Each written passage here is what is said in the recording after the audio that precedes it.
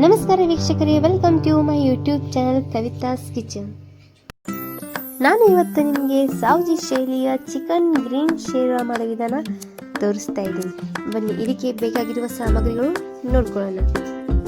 1 kg chicken ತಗೊಂಡಿದ್ದೀನಿ, 1 ತೆಂಗಿನಕಾಯಿ ತಗೊಂಡಿದ್ದೀನಿ. ನಾನು ಈ ತರ ಸುಟ್ಕೊಂಡಿದ್ದೀನಿ. ಇದನ್ನ 6 ಟೊಮೆಟೊ ತಗೊಂಡಿದ್ದೀನಿ, ಕೊತ್ತಂಬರಿ ಸೊಪ್ಪು, ಪುದೀನ, ಮೆಣಸಿನಕಾಯಿ ಪೇಸ್ಟ್, ಶುಂಠಿ, ಬೆಳ್ಳುಳ್ಳಿ, ಉಪ್ಪು, ಗರಂ ಮಸಾಲ, ಅರಿಶಿನ, ಎಣ್ಣೆ. ನಾ ಇಲ್ಲಿ ಒಂದು ಮಿಕ್ಸಿಂಗ್ ಬೌಲ್ ತಗೊಂಡಿದ್ದೀನಿ. ಅದಕ್ಕೆ 1 kg ಆಗುವಷ್ಟು ಚಿಕನ್ ಹಾಕೊತಾ ಇದ್ದೀನಿ.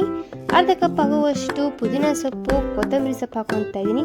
ಒಂದು 50 ಗ್ರಾಮ್ ಆಗುವಷ್ಟು ಹಸಿ ಮೆಣಸಿನಕಾಯಿ ಪೇಸ್ಟ್, 2 ಟೇಬಲ್ ಸ್ಪೂನ್ ಅರಿಶಿನ, 3 ಟೇಬಲ್ ಸ್ಪೂನ್ ಆಗುವಷ್ಟು ಗರಂ ಮಸಾಲ, ರುಚಿಗೆ ತಕ್ಕಷ್ಟು ಉಪ್ಪು ಹಾಕಿ ಇದನ್ನು ಚೆನ್ನಾಗಿ ಮಿಕ್ಸ್ ಮಾಡ್ಕೊಳ್ಳೋಣ. ಇನ್ನೊಂದು ಕಡೆ ನಾ ಇಲ್ಲಿ ಒಂದು ಪಾತ್ರೆ ಇಟ್ಕೊಂಡಿದ್ದೀನಿ. ಅದಕ್ಕೆ 150 ml ಆಗುವಷ್ಟು ಎಣ್ಣೆ ಹಾಕೊತಾ ಇದ್ದೀನಿ. ಎಣ್ಣೆ ಕಾದ ನಂತರ ಕಲಸಿಕೊಂಡ ಚಿಕನ್ ಮಸಾಲೆನ ಇದಕ್ಕೆ ಹಾಕೊತಾ ಇದ್ದೀನಿ. ಇದನ್ನ ಎಣ್ಣೆಯಲ್ಲಿ ಚೆನ್ನಾಗಿ ಫ್ರೈ ಮಾಡ್ಕೊಳ್ಳೋಣ. ನಂತರ 1 ಗ್ಲಾಸ್ ಆಗುವಷ್ಟು ನೀರು ಹಾಕಿ ಇದನ್ನ ಬೇಯಿಸ್ಕೊತಾ ಇದ್ದೀನಿ. ಚಿಕನ್ ಬೇಯಿಸೋದ್ರಲ್ಲಿ ನಾನು ಮಸಾಲೆ ರೆಡಿ ಮಾಡ್ಕೊತೀನಿ. ನಾ ಇಲ್ಲಿ 1 ತೆಂಗಿನಕಾಯಿ ತಗೊಂಡಿದ್ದೀನಿ.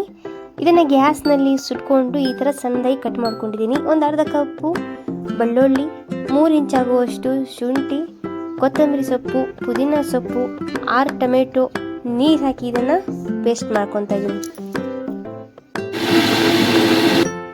ಇಲ್ಲಿ ಕೊಬ್ಬರಿ ಪೇಸ್ಟ್ ರೆಡಿ ಆಗಿದೆ ವೀಕ್ಷಕರೇ. ನಮ್ಮ ಚಿಕನ್ ಕಾಯ್ತಾ ಇದ್ದೀನಿ ಮಸಾಲೆ ಹಾಕಿ ಅಂತ. ಇದಕ್ಕೆ ನಾನೀಗ ರುಬ್ಬಿಕೊಂಡಂತಹ ಮಸಾಲೆನ ಆ್ಯಡ್ ಮಾಡ್ಕೊತಾ ಇದ್ದೀನಿ. ಇದಕ್ಕೆ ಇನ್ನೂ ಸ್ವಲ್ಪ ನೀರು ಹಾಕಿ 10 ನಿಮಿಷ ನಾನು ಬೇಯಿಸ್ಕೊತಾ ಇದ್ದೀನಿ. ನೋಡಿ, ಈ ಥರ ಕುದಿ ಬಂದರೆ ಚಿಕನ್ ರೆಡಿ ಆಗಿದೆ ಅಂತ ಅರ್ಥ. ಇದಕ್ಕೆ ಸ್ವಲ್ಪ ಕೊತ್ತಂಬರಿ ಸೊಪ್ಪು ಹಾಕಿ ಒಂದು ಸರ್ವಿಂಗ್ ಬೌಲ್ ಹಾಕಿದರೆ ಚಿಕನ್ ಗ್ರೀನ್ ಶೇರ್ವಾ ರೆಡಿ.